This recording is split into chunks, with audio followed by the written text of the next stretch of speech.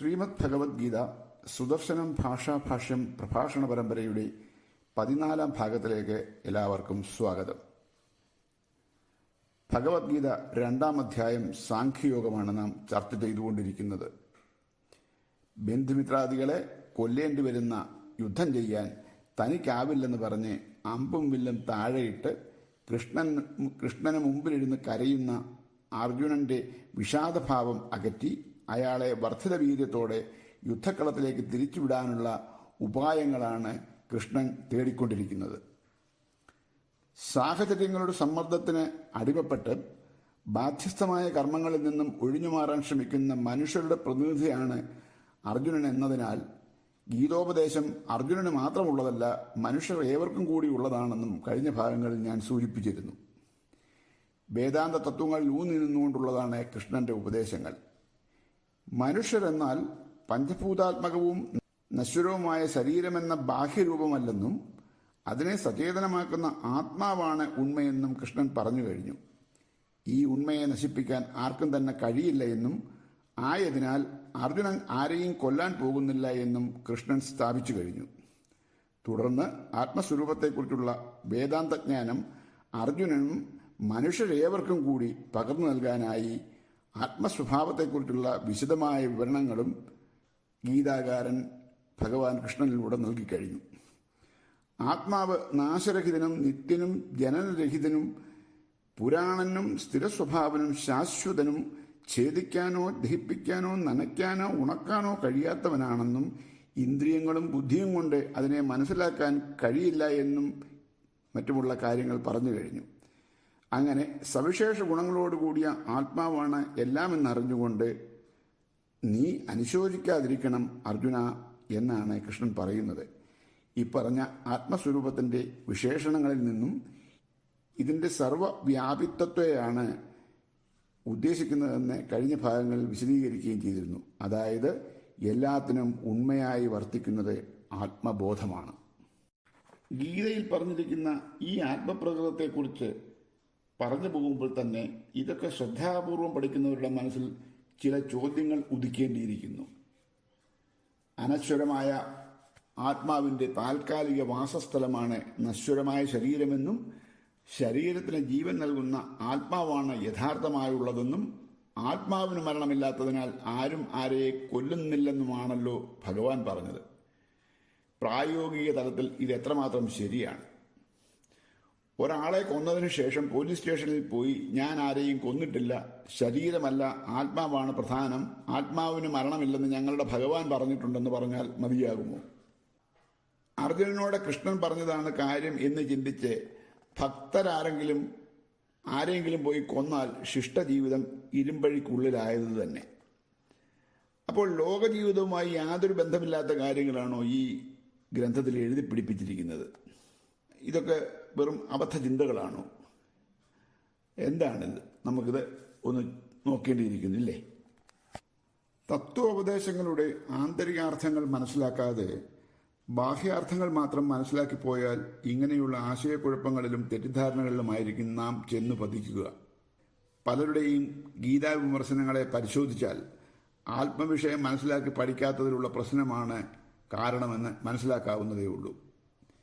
ഇങ്ങനെയുള്ള കാര്യങ്ങളെ നേരാമണ്ണവും യുക്തിഭദ്രമായും പറഞ്ഞു കൊടുക്കാൻ അധികം പേരൊന്നും ഇല്ല എന്നതും വിഷയത്തെ സങ്കീർണമാക്കുന്നുണ്ട്. ധാരാളം പേർ ഗീത പഠിക്കുകയും പഠിപ്പിക്കുകയും ചെയ്യുന്നുണ്ടെങ്കിലും ഇതിലെത്ര പേർ വേദാന്ത സാര സർവസ്വം എന്ന നിലയിൽ യുക്തി ബുദ്ധിതലങ്ങൾക്ക് ഊന്നൽ നൽകിക്കൊണ്ട് ഗീത പഠിക്കുന്നുണ്ടെന്ന് പറയാൻ കഴിയില്ല. കൂടുതൽ പേരും രാമായണ ഭാഗവതാദി ഗ്രന്ഥങ്ങളെപ്പോലെ ഒരു പുരാണ ഭക്തി ഗ്രന്ഥമെന്ന നിലയിലാണ് ഗീതയും പഠിക്കുന്നതെന്നാണ് എനിക്ക് മനസ്സിലായിട്ടുള്ളത്. ഇങ്ങനെ ഗീതയെ പഠിക്കുമ്പോൾ ഗീതയിൽ പറഞ്ഞിരിക്കുന്നതെല്ലാം തന്നെ ചോദ്യം ചെയ്യപ്പെടാൻ പാടില്ലാത്ത ഭഗവത് വചനങ്ങളായി കരുതി വിശ്വാസപരമായി അതെല്ലാം പഠിച്ചു പോകാനായിരിക്കും ആരും താല്പര്യപ്പെടുക. അങ്ങനെയാകുമ്പോൾ യുക്തിഭദ്രമായ വിശകലനങ്ങൾ നടത്താൻ ബുദ്ധിമുട്ടാകും എന്നതാണ് പ്രശ്നം. ഗീത 18-ാം അധ്യായത്തിൽ ഗീതോപദേശമെല്ലാം കഴിഞ്ഞ് ഭഗവാൻ അർജുനനോട് പറഞ്ഞിട്ടുള്ള ഒരു വാചകം ഇത്തരുണത്തിൽ ഓർക്കേണ്ടതാണ്. ഇതിത്തെ ജ്ഞാനമാഖ്യാതം ഗുഹ്യതരം മയ വിമർശയിതതിശേഷേണ യഥേച്ഛസി തഥാ കുരു എന്ന് പറയുന്ന ശ്ലോകത്തിൽ ഭഗവാൻ പറയുന്നത് എന്താണെന്ന് നാം ശ്രദ്ധിച്ചിട്ടുണ്ടോ? അർജുന, എനിക്കറിയാവുന്ന രഹസ്യങ്ങളിൽ വെച്ച് ഏറ്റവും രഹസ്യമായ കാര്യങ്ങൾ നിന്നോട് ഞാൻ പറഞ്ഞു കഴിഞ്ഞു. ഇനി നീ അതെല്ലാം വിമർശന ബുദ്ധിയോടുകൂടി പരിശോധിച്ചിട്ട് അതിൽ നിനക്ക് ഉചിതമായി തോന്നുന്നത് എന്തോ അത് സ്വീകരിക്കുക എന്നാണ് പറഞ്ഞത്. അല്ലാതെ ഞാൻ പറഞ്ഞതെല്ലാം നീ കേട്ടോണം എന്നല്ല പറഞ്ഞത്. ഗീതാശ്ലോകങ്ങളെ വിമർശന ബുദ്ധിയോട് പഠിച്ച് അതിലെ ശരിതെറ്റുകളെ നിർണ്ണയിക്കാൻ കഴിയുന്നവരാണ് നല്ല ഗീതാ പണ്ഡിതർ. അല്ലാതെ ഹൈന്ദവാത്മീയതയ്ക്ക് വിരുദ്ധമായ വിശ്വാസം പഠിപ്പിക്കുന്നവരല്ല. നോബൽ പ്രൈസ് ജേതാവ് പ്രൊഫസർ അമർത്യ സെന്നിൻ്റെ പെൻഗ്വിൻ ബുക്സ് പ്രസിദ്ധീകരിച്ചിട്ടുള്ള ഒരു പുസ്തകമുണ്ട്. അതിൻ്റെ പേരാണ് ദ ആർഗ്യുമെൻറ്റേറ്റീവ് ഇന്ത്യൻ, അതായത് തർക്കിക്കുന്ന ഭാരതീയൻ. ബുദ്ധിയിൽ ഊന്നി നിന്നുകൊണ്ടുള്ള സംവാദം, അതാണ് തർക്കം. ഭാരതീയ ആധ്യാത്മികതയുടെ രീതിയാണത്. അതിലൂടെയാണ് സത്യത്തിലേക്ക് നമുക്ക് കൂടുതൽ അടുക്കാൻ കഴിയുന്നത്, വിശ്വാസത്തിലൂടെ അല്ല. വിശ്വാസം എന്ന് പറയുന്നത് വൈകാരികമായ വിശ്വാസം. അത് നമുക്ക് ചില പ്രയോജനങ്ങളൊക്കെ ഉണ്ടാക്കും, ഇല്ലെന്നല്ല, അതിനെ പാടെ നിരാകരിച്ചുകൊണ്ടല്ല പറയുന്നത്. പക്ഷേ ഹൈന്ദവാത്മീയതയിൽ നമുക്ക് വൈകാരികമായ വിശ്വാസത്തിനുള്ള പ്രാധാന്യം വിവേകപൂർവമായ ചിന്തയ്ക്കാണ്. ഈ പ്രഭാഷണ പരമ്പരയുടെ ആദ്യത്തെ ഭാഗത്ത് വളരെ വ്യക്തമായിട്ടും ശക്തമായിട്ടും ഞാൻ ഊന്നി പറഞ്ഞിട്ടുള്ള കാര്യവും ഇതാണ്. നമുക്ക് നമ്മുടെ ചോദ്യത്തിലേക്ക് തിരിച്ചു പോകാം. ആത്മാവിന് മരണമില്ലാത്തതിനാൽ തൻ്റെ മുമ്പിൽ നിൽക്കുന്നവരെ കൊല്ലുന്നതിൽ അർജുനൻ മടിക്കേണ്ടതില്ല എന്ന ഗീതാപ്രസ്താവത്തെ എങ്ങനെയാണ് നാം മനസ്സിലാക്കേണ്ടത്? ബാഹ്യാർത്ഥത്തിൽ കാണാൻ ശ്രമിച്ചാൽ, അങ്ങനെ ഒരു കർമ്മം ചെയ്താൽ അത് നമ്മെ ജയിലറയ്ക്കുള്ളിലാക്കും എന്നത് തീർച്ച. ഇക്കാര്യം നമുക്കറിയാമെങ്കിൽ ഇത്രയും മഹത്തായ ഗ്രന്ഥം രചിച്ച ഗീതാകാരന് ഇതറിയില്ലേ? തസ്മാത് യുദ്ധസ്വ ഭാരത എന്ന 2-ാം അധ്യായം 18-ാം ശ്ലോകത്തിലെ യുദ്ധത്തിനെ ബാധ്യസ്ഥകർമ്മം അല്ലെങ്കിൽ കർത്തവ്യകർമ്മം എന്ന് മനസ്സിലാക്കണമെന്ന് മുൻപ് പറഞ്ഞതുപോലെ ഇവിടെയും നമ്മൾ ചിന്തിക്കുന്നത് പോലെയുള്ള ഒരു വധമല്ല ഉദ്ദേശിക്കുന്നതെന്ന് ചിന്തിക്കേണ്ടിയിരിക്കുന്നു. വിഷമഘട്ടത്തിൽ എത്തിപ്പെട്ട് ഒന്നും ചെയ്യാൻ കഴിയാതെ പകച്ചു നിൽക്കുന്ന മനുഷ്യരുടെ മനസ്സാണ് ഇവിടെ യുദ്ധക്കളം. ധർമ്മവും അധർമ്മവും തമ്മിലാണ് യുദ്ധം നടക്കുന്നത്. അധാർമികതയാണ് ഇവിടെ ഇല്ലാതാക്കേണ്ടത്. ഭീഷ്മരും ദ്രോണരും ദുര്യോധനാദികളും അധാർമികതയുടെ പ്രതീകങ്ങളാണ്. അവരെ കൊന്നോളൂ എന്ന് കൃഷ്ണൻ പറഞ്ഞതിനെ ആ മനുഷ്യരൂപങ്ങളെ കൊല്ലൂ എന്നല്ല, അവർ പ്രതിനിധാനം ചെയ്യുന്ന അധാർമികതയെ കൊന്നോളൂ എന്ന് പറയുന്നതായി ചിന്തിച്ചാൽ ബുദ്ധി കൃഷ്ണൻ, മനസ്സ് അല്ലെങ്കിൽ ജീവൻ അർജുനൻ. ബുദ്ധി ജീവന് നൽകുന്ന നിർദ്ദേശമാണ്, നിന്റെ ഉള്ളിൽ നടക്കുന്ന യുദ്ധത്തിൽ അധാർമികമായ ചിന്തകളെ നീ ഇല്ലായ്മ ചെയ്യൂ. ബാഹ്യരൂപങ്ങളിലുള്ള യുദ്ധവും യുദ്ധക്കളവും ഒന്നും അപ്പോൾ ചിന്തിക്കാൻ കഴിയില്ല. ഈ യുദ്ധക്കളത്തിനെയെല്ലാം മനസ്സിലേക്ക് നമ്മൾ ആവാഹിക്കേണ്ടിയിരിക്കുന്നു. അങ്ങനെ തന്നെ ആവാഹിച്ചാൽ മാത്രമേ നമ്മുടെ ഉള്ളിൽ ഭഗവത്ഗീതയും ഗീതോപദേശവും എന്തെങ്കിലുമൊക്കെ പരിവർത്തനങ്ങൾ ഉണ്ടാക്കാനും സഹായിക്കും. ആത്മാവിൻ്റെ സ്വഭാവങ്ങളെ വർണ്ണിച്ചുകൊണ്ടുള്ള 21 മുതൽ 25 വരെയുള്ള ശ്ലോകങ്ങൾ ചർച്ച ചെയ്തപ്പോൾ ഒരു വിഷയം ഞാൻ കഴിഞ്ഞ പ്രാവശ്യം എടുത്തു പറഞ്ഞിരുന്നു. സർവവും വ്യാപ്തമായി നിൽക്കുന്ന ആത്മാവിന് ചലന സ്വഭാവമില്ലെന്നും എന്നാൽ ചലന സ്വഭാവം ഉണ്ടെന്ന് തോന്നിക്കുന്ന വിധത്തിലുള്ള ശ്ലോകവും അടുത്തടുത്തായി കാണുന്നു. അങ്ങനെ ആത്മാവിന് ചലന സ്വഭാവം ഉണ്ടെന്നും ഇല്ലെന്നും വരുന്ന വിധത്തിലുള്ള ഈ ശ്ലോകങ്ങളുടെ ഒരു അർത്ഥം എന്തായിരിക്കും, അത് നിങ്ങൾക്കൊരു ഹോംവർക്കായിരിക്കട്ടെ എന്ന് തന്നെ ഞാനന്ന് തമാശയായിട്ട് പറഞ്ഞിരുന്നു. ഞാൻ അങ്ങനെ പറഞ്ഞെങ്കിലും നിങ്ങൾ ഇക്കാര്യത്തെ വളരെ ഗൗരവപരമായി എടുക്കേണ്ട കാര്യമില്ല. എന്തെന്നാൽ ഇത് സാധാരണ ഗീതാ വ്യാഖ്യാനങ്ങളിലോ മറ്റിടങ്ങളിലോ ഒന്നും ചർച്ച ചെയ്യപ്പെട്ടിട്ടുള്ള ഒരു വിഷയമല്ല. പ്രസക്തിയില്ലാത്തതുകൊണ്ടല്ല, ആളുകൾ എന്തുകൊണ്ടോ ആ മാതിരി കാര്യങ്ങളിലേക്ക് ഗീതാ വ്യാഖ്യാനങ്ങളിൽ പോകാറില്ല എന്നതാണ് കാരണം. പക്ഷെ ഞാൻ ഒരു കാലത്ത് ഗീത വായിച്ചുകൊണ്ടിരുന്നപ്പോൾ ഈ ശാസ്ത്ര യുക്തിയിൽ നിന്നുകൊണ്ട് യുക്തിഭദ്രമായിട്ട് ഗീതയെ വിലയിരുത്താൻ ശ്രമിച്ചുകൊണ്ടിരിക്കുന്ന സമയത്താണ് അപ്പോൾ എനിക്കിതൊരു വലിയൊരു ഇൻകൺസിസ്റ്റൻസി ആയിട്ട് മനസ്സിൽ തോന്നി. അതായത് ചലന സ്വഭാവം ഉണ്ടെന്നും ചലന സ്വഭാവമില്ലെന്നും പറയുന്ന ഒരു വിഷയം ആത്മാവിൻ്റെ. അതുകൊണ്ട് ഞാൻ ഈ വിഷയത്തെക്കുറിച്ച് അന്ന് ഫേസ്ബുക്കിൽ എഴുതുകയും പിന്നെ ബ്ലോഗിൽ ചർച്ച ചെയ്യുകയൊക്കെ ചെയ്തു. അത് വളരെ കൂടുതൽ പേർക്കൊന്നും അതിനെക്കുറിച്ച് ചർച്ച ചെയ്യാനുള്ള ഒരു കഴിവുണ്ടായിരുന്നില്ല എന്നാണ് എനിക്ക് മനസ്സിലായത്. എങ്കിലും ചുരുക്കം 2-3 പേര് ഈ വിഷയവുമായിട്ടൊക്കെ സാമാന്യം ബോധമുള്ള അറിവുള്ള ആളുകൾ ആയിട്ടൊക്കെ ചർച്ച ചെയ്യാനും അങ്ങനെ എൻ്റെ അറിവ് കൂടി അന്ന് വിപുലീകരിക്കാനൊക്കെ എനിക്ക് കഴിഞ്ഞിട്ടുണ്ട്. അപ്പോൾ അതെല്ലാം കൂടി ഓർത്തുകൊണ്ട് ഞാൻ ഈ വിഷയം ഇവിടെ നിന്ന് പറഞ്ഞുവെന്നേ ഉള്ളൂ. എങ്കിലും ഞാനത് സൂചിപ്പിച്ച സ്ഥിതിക്ക് ഇതൊന്ന് പറഞ്ഞേക്കാം. നിർഗുണാത്മകമായ നിർവികാരമായ സർവവ്യാപിയായ ആത്മാവിന് ആ ആത്മാവ് എല്ലായിടവും നിറഞ്ഞിരിക്കുകയാൽ എല്ലായിടവും വ്യാപ്തമായിരിക്കുന്നതിനാൽ അതിന് ഒരിടത്തു നിന്ന് മറ്റൊരിടത്തേക്ക് ചലിക്കാൻ കഴിയില്ല എന്നത് വളരെ ശരി തന്നെയാണ്. പക്ഷേ പിന്നെ എന്താണ് ഈ ചലിക്കുന്നതെന്ന് പറയുന്നത്? അത് ഉദ്ദേശിക്കുന്നത് ജീവാത്മാവിനെ സംബന്ധിച്ചുള്ള ഒരു കാര്യമാണ്. ഒരു ആത്മാവ് ഒരു ശരീരത്തിന് ഉള്ളിലാകുമ്പോൾ അതിനെയാണ് ദേഹി എന്ന് പറയുന്നത്. ആത്മാവ് ശരീരത്തിനുള്ളിൽ വസിക്കുന്നത് കാരണം ആ ശരീരത്തിൻ്റെതായ ചില പ്രകൃതങ്ങൾ ഈ ആത്മാവിൽ ചില കളങ്കങ്ങൾ ഉണ്ടാക്കുമെന്നും ഈ കളങ്കങ്ങളെയാണ് സൂക്ഷ്മ ശരീരം എന്ന് പറയുന്നത്.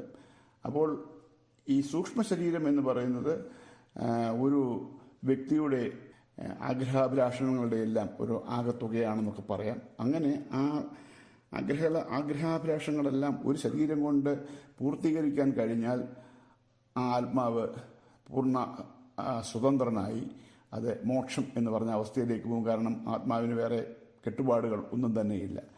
പക്ഷേ അല്ല എങ്കിൽ ആ മോഹങ്ങളുടെ പൂർത്തീകരണത്തിലേക്കായി ഈ സൂക്ഷ്മ ശരീരം ഒരു ശരീരത്തിൽ അത് വസിച്ചിരുന്ന ശരീരത്തിൽ നിന്ന് മറ്റൊരു ശരീരത്തിലേക്ക് മൈഗ്രേറ്റ് ചെയ്യും. വാസാംസി ജീർണാനി യഥാവിഹായ എന്ന് തുടങ്ങുന്ന 22-ാം ശ്ലോകം കഴിഞ്ഞ ആഴ്ച നമ്മൾ ചർച്ച ചെയ്തതാണ്. അതിലുദ്ദേശിക്കുന്ന ഈ കൂട് വിട്ട് കൂട് മാറുന്നു എന്ന് പറയുന്ന ആത്മാവ് ഈ സൂക്ഷ്മ ശരീരമാണ്. ജീവാത്മാവിലുള്ള സൂക്ഷ്മ ശരീരത്തിനെയാണ് ഇത് ഉദ്ദേശിക്കുന്നതെന്ന് പറഞ്ഞുകൊണ്ട് ഈ ഭാഗത്തെ ചർച്ച നമുക്ക് അവസാനിപ്പിക്കാം. ഇതിൽ കൂടുതലായി നമ്മൾ ചിന്തിച്ച് അനാവശ്യമായിട്ട് ആശയക്കുഴപ്പം ഉണ്ടാക്കേണ്ട കാര്യമില്ല. ഇങ്ങനെയൊക്കെയുള്ള വിഷയങ്ങളൊക്കെ വരും ഭാഗങ്ങളിൽ വീണ്ടും ചർച്ചയ്ക്ക് വരുന്നുണ്ട്. അപ്പോൾ നമുക്ക് കൂടുതലായിട്ട് ചർച്ച ചെയ്യാമെന്ന് പറഞ്ഞുകൊണ്ട് ഈ ഭാഗത്തെ ചർച്ച ഇവിടെ അവസാനിപ്പിക്കുന്നു. ഇനി നമുക്ക് അടുത്ത ചില ശ്ലോകങ്ങളിലേക്ക് കടക്കാം. എല്ലാ ശരീരങ്ങളിലും ഒരേ ആത്മാവ് തന്നെയാണുള്ളതെന്നും അതിനെ നശിപ്പിക്കാൻ ആരാലും കഴിയില്ലെന്നതിനാൽ നീ ആരെയെങ്കിലും കൊല്ലുന്നു എന്ന തോന്നൽ ശരിയല്ലെന്നും അതുകൊണ്ട് തന്നെ ബാധ്യസ്ഥമായി യുദ്ധം ചെയ്യുന്നതിൽ മടിക്കേണ്ടതില്ലെന്നും കൃഷ്ണൻ വളരെ ഗംഭീരമായി അർജുനനെ ഉപദേശിച്ചത് നമ്മൾ കണ്ടു കഴിഞ്ഞു. പക്ഷേ താത്വികമായ ഈ ഉപദേശം കൊണ്ടൊന്നും അകലുന്നതായിരുന്നില്ല അർജുനന്റെ വ്യഥകൾ. താത്വിക തലത്തിലുള്ള ഉപദേശങ്ങളെ ബുദ്ധിപൂർവകമായി വിചിന്തനം ചെയ്ത് തീരുമാനമെടുക്കാനുള്ള മാനസികാവസ്ഥയിലായിരുന്നില്ല അർജുനൻ അപ്പോൾ ഒന്ന് ചിന്തിക്കാം. അതിനാൽ കൃഷ്ണൻ താത്വിക തലം വിട്ട് അർജുനന് കുറെ കൂടി എളുപ്പത്തിൽ മനസ്സിലാക്കാവുന്നതും സ്വീകാര്യമായേക്കാവുന്നതുമായ പ്രായോഗിക തലത്തിലേക്ക് ഇറങ്ങി വരുന്നതായാണ് ഇനി നമ്മൾ കാണാൻ പോകുന്നത്. അതായത് താൻ ഇതുവരെ പറഞ്ഞ കാര്യങ്ങളൊക്കെ എങ്ങനെയാണോ സാധാരണ മനുഷ്യർ നോക്കിക്കാണുന്നതും മനസ്സിലാക്കുന്നതും ആ തലത്തിൽ നിന്നുകൊണ്ട് അർജുനനെ കാര്യങ്ങൾ പറഞ്ഞ് ധരിപ്പിക്കാനാണ് കൃഷ്ണന്റെ ഇനിയുള്ള ശ്രമം. അർജുനനോട് മാത്രമല്ല, നമുക്കേവർക്കും മനസ്സിലാകുന്ന ഭാഷയിൽ നാം ഓരോരുത്തരോടും കൂടിയാണ് കൃഷ്ണനിലൂടെ ഗീതാകാരൻ ഇനി സംവദിക്കാൻ ശ്രമിക്കുന്നത്. നമുക്ക് ആ 2-3 ശ്ലോകങ്ങൾ ഒന്ന് നോക്കാം. അതൊന്ന് ചൊല്ലി അതിൻ്റെ അർത്ഥവും പറഞ്ഞതിന് ശേഷം നമുക്ക് അതിൻ്റെ ചർച്ചയിലേക്ക് പോകാമെന്ന് ചിന്തിക്കുന്നു. ശ്ലോകം 26. അഥൈനം നിത്യജാതം നിത്യം വാ മന്യസേ മൃതം തഥാപി ത്വം മഹാബാഹോ നൈവം ശോചിതുമർഹസി. അർത്ഥം: കയ്യൂക്കുള്ളവനെ, ഇനി അവനെ, അതായത് ആത്മാവിനെ നിത്യം ജനിക്കുന്നവനും നിത്യം മരിക്കുന്നവനുമായി നീ വിചാരിക്കുന്നുവെങ്കിൽ തന്നെയും നീ ഇവനെക്കുറിച്ച് ദുഃഖിക്കേണ്ടതില്ല. ശ്ലോകം 27. ജാതസ്യ ഹി ധ്രുവോ മൃത്യുർ ധ്രുവം ജന്മ മൃതസ്യ ച തസ്മാദപരിഹാര്യർത്ഥേ നത്വം ശോചിതുമർഹസി. അർത്ഥം: ജനിച്ചവന് മരണം നിശ്ചിതമാണ്, മരിച്ചവന് ജനനവും. അതുകൊണ്ട് പരിഹാരമില്ലാത്ത കാര്യത്തിന് നീ ദുഃഖിക്കുന്നത് ഉചിതമല്ല. ശ്ലോകം 28. അവ്യക്താദീനി ഭൂതാനി വ്യക്തമധ്യാനി ഭാരത അവ്യക്തനിധനാന്യേവ തത്ര കാ പരിദേവന. അർത്ഥം: ജീവികൾ ജനനത്തിനു മുൻപ് അവ്യക്തമായ അവസ്ഥയോടുകൂടിയാണ് ഉള്ളത്. മധ്യേയുള്ള കാലം വ്യക്തവും മരണാനന്തരമുള്ള സ്ഥിതി അവ്യക്തവുമാണ്. ഹേ ഭാരത, അതിൽ എന്തിന് വിലപിക്കണം? ശ്ലോകം 29. ആശ്ചര്യവത് പശ്യതി കശ്ചിദേന ആശ്ചര്യവദ്വദതി തഥൈവ ചാന്യഃ ആശ്ചര്യവച്ചൈനമന്യാത് ശൃണോതി ശ്രുത്വാപ്യേനം വേദന ചൈവ കശ്ചിത്. ഒരുവൻ ഈ ആത്മാവിനെ ഒരാശ്ചര്യവസ്തുവെ പോലെ കാണുന്നു, അപ്രകാരം തന്നെ മറ്റൊരുവൻ ഈ ആത്മാവിനെ ഒരാശ്ചര്യവസ്തുവെ പോലെ പറയുന്നു. വേറൊരുവൻ ഈ ആത്മാവിനെ ഒരാശ്ചര്യവസ്തു എന്ന പോലെ കേൾക്കുന്നു. കേട്ടാലും ആരും തന്നെ ആത്മാവിനെ സൂക്ഷ്മമായി അറിയുന്നില്ല. ശ്ലോകം 30. ദേഹി നിത്യമവധ്യോയം ദേഹേ സർവസ്യ ഭാരത തസ്മാത് സർവാണി ഭൂതാനി നത്വം ശോചിതുമർഹസി. അർജുന, എല്ലാവരുടെയും ദേഹത്തിലുള്ള ഈ ദേഹി വധിക്കപ്പെടത്തക്കവനല്ല. അതുകൊണ്ട് യാതൊരു പ്രാണിയെപ്പറ്റിയും നീ വ്യസനിക്കേണ്ടതില്ല. ഭഗവത്ഗീതയിലെ ആത്മാവിനെക്കുറിച്ചുള്ള പരാമർശങ്ങളാണ് കഴിഞ്ഞ കുറേ ശ്ലോകങ്ങളായി നാം ചർച്ച ചെയ്തുകൊണ്ടിരിക്കുന്നത്. അത് 30-ാം ശ്ലോകത്തോടുകൂടി ഏതാണ്ട് ആ സീരീസ് ഇപ്പോൾ അവസാനിക്കുകയാണ്. വീണ്ടും പലയിടങ്ങളിലും ആത്മാവിനെക്കുറിച്ചിട്ടുള്ള സവിസ്തരമായ ചർച്ചകൾ ഉണ്ടാകുന്നതാണ്. ഇപ്പോൾ ചൊല്ലിയ 5 ശ്ലോകങ്ങളിലും, അതായത് ശ്ലോകം 26 മുതൽ 30 വരെ, ഈ ആത്മവിഷയം തന്നെയാണ് പരാമർശിക്കപ്പെടുന്നത്. കഴിഞ്ഞ പല ശ്ലോകങ്ങളിലും നമ്മൾ കണ്ട ആത്മപ്രകൃതത്തെ തന്നെ വീണ്ടും ഈ ശ്ലോകങ്ങളിൽ കൊണ്ടുവരുന്നുണ്ട്. അതല്ലാതെ ചില ചെറിയ വ്യത്യാസങ്ങളുമുണ്ട്. നമുക്ക് ശ്ലോകം 26-ഉം 27-ഉം ഒന്ന് പരിശോധിച്ച് നോക്കാം. അതിനെ ഒന്ന് വിശകലനം ചെയ്ത് നോക്കാം. അർജുന, ഞാൻ ഇതുവരെ പറഞ്ഞ ആത്മതത്വത്തിൽ നിനക്ക് വിശ്വാസം വരുന്നില്ലെങ്കിൽ വേണ്ട, അത് വിട്ടേക്ക്.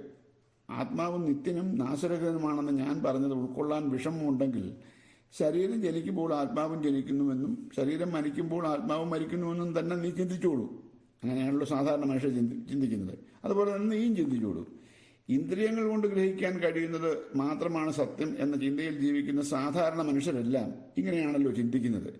ആത്മാവ് ശരീരത്തോടൊപ്പം ജനിക്കുകയും ശരീരത്തോടൊപ്പം മരിക്കുകയും വീണ്ടും ഈ ജനന മരണ ചക്രങ്ങളിലൂടെ ഇവിടെ വരികയും പോവുകയും ചെയ്യുകയാണെന്ന് ചിന്തിച്ചാലും അതിൻ്റെ അർത്ഥം ആത്മാവ് നശിക്കാതെ ഇവിടെ തന്നെ ഉണ്ട് എന്നല്ലേ?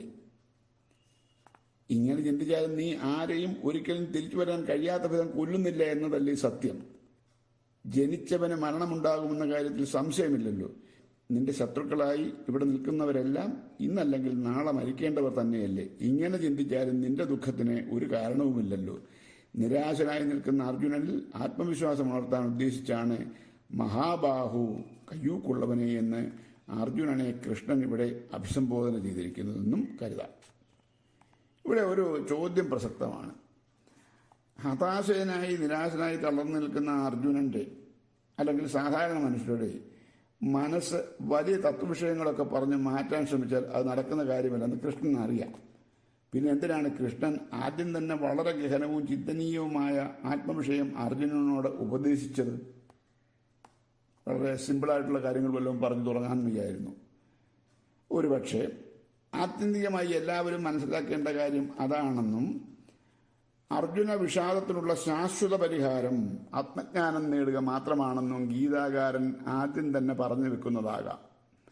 നേടേണ്ടത് എന്താണെന്ന് ആദ്യം തന്നെ പറഞ്ഞിട്ട് അതെങ്ങനെ നേടാനാവും എന്ന് വിശദമായി പറഞ്ഞു തരുന്ന രീതിയാണ് ഗീതയുടേത്.